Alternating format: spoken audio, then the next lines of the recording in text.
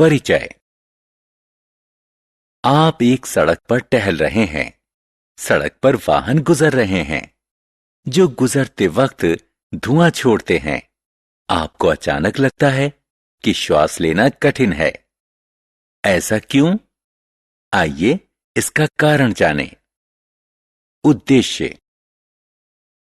इस पाठ के अंत में आप निम्न करने में सक्षम हो जाएंगे।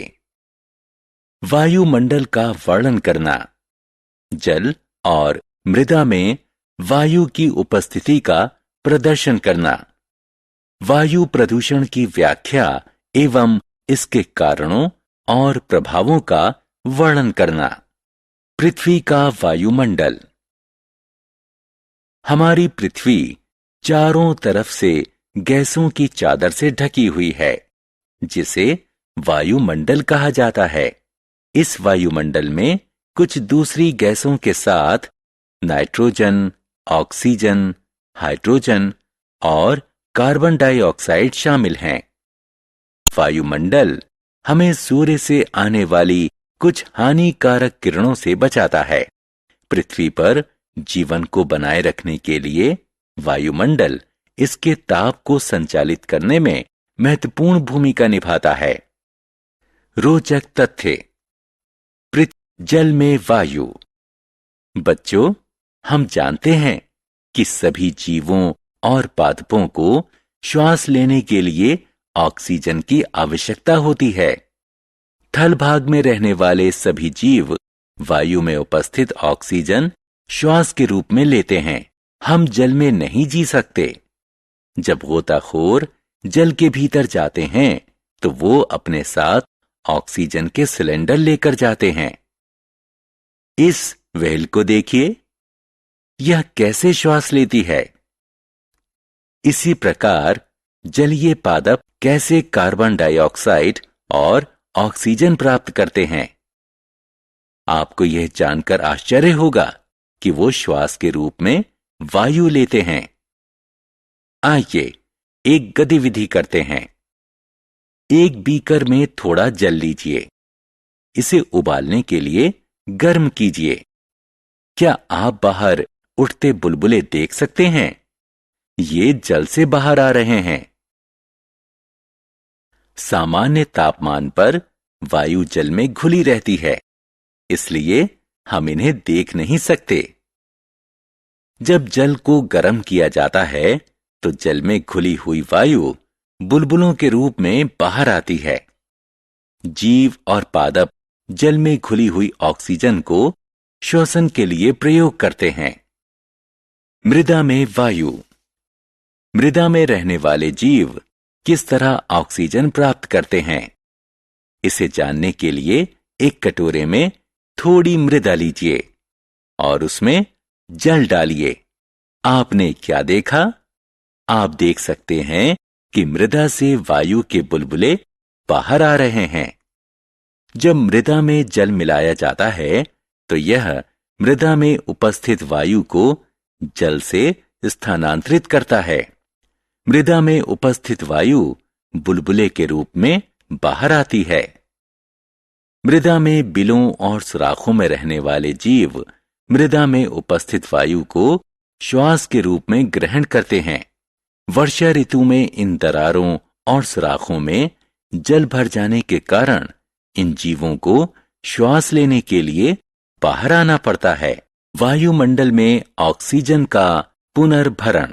कई करोड़ मनुष्य, जंतु और दूसरे जीव वायुमंडल से लेकर बड़ी मात्रा में ऑक्सीजन का उपभोग कर रहे हैं। तो फिर वायुमंडल का ऑक्सीजन भंडार खत्म क्यों नहीं होता? क्या आप जानते हैं कि कैसे? पादप प्रकाश संश्लेषण के दौरान ऑक्सीजन उत्सर्जित करते हैं। ऑक्सीजन वायुमंडल में छोड़ी जाती है और पादप श्वसन के लिए ऑक्सीजन का प्रयोग भी करते हैं, लेकिन वो जितना प्रयोग करते हैं उससे ज्यादा ऑक्सीजन का उत्सर्जन करते हैं। अतः पादप मौन रूप से हमें मृत्यु से बचाते हैं और इस पर कोई ध्यान दिए बगैर। क्या होगा यदि पुनर्भरण वांछित स्तर तक ना हो।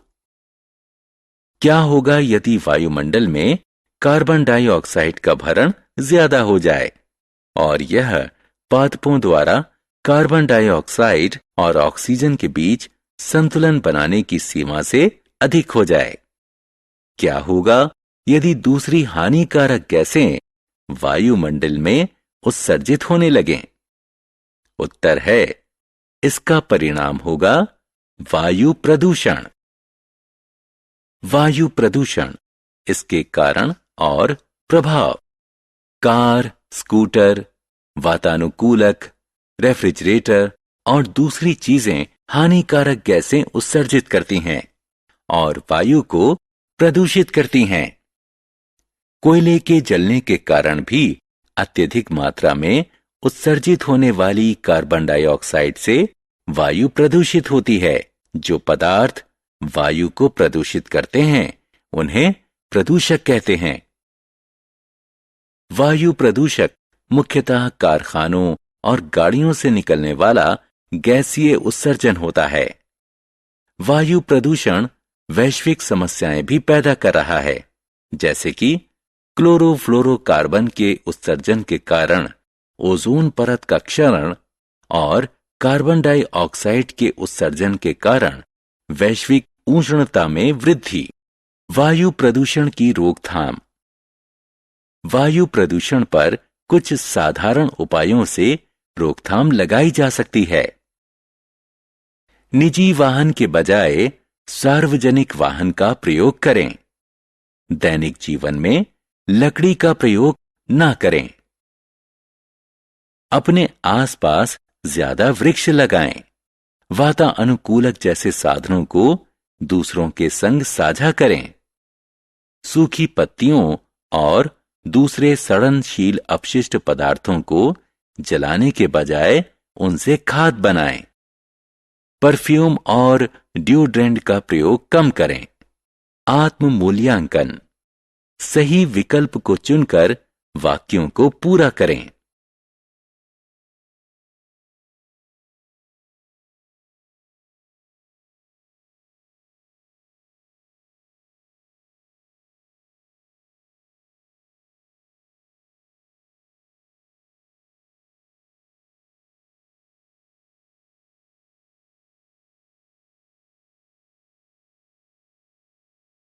सारांश।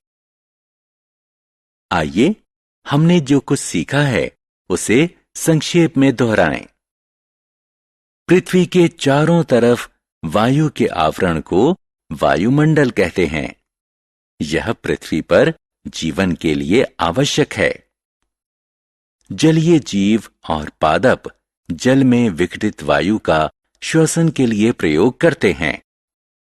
मृदा में रहने वाले जीव मृदा में उपस्थित वायु का श्वसन के लिए प्रयोग करते हैं। हानिकारक गैसों और वस्तुओं के कारण वायुमंडल को होने वाले संदूषण को वायु प्रदूषण कहते हैं।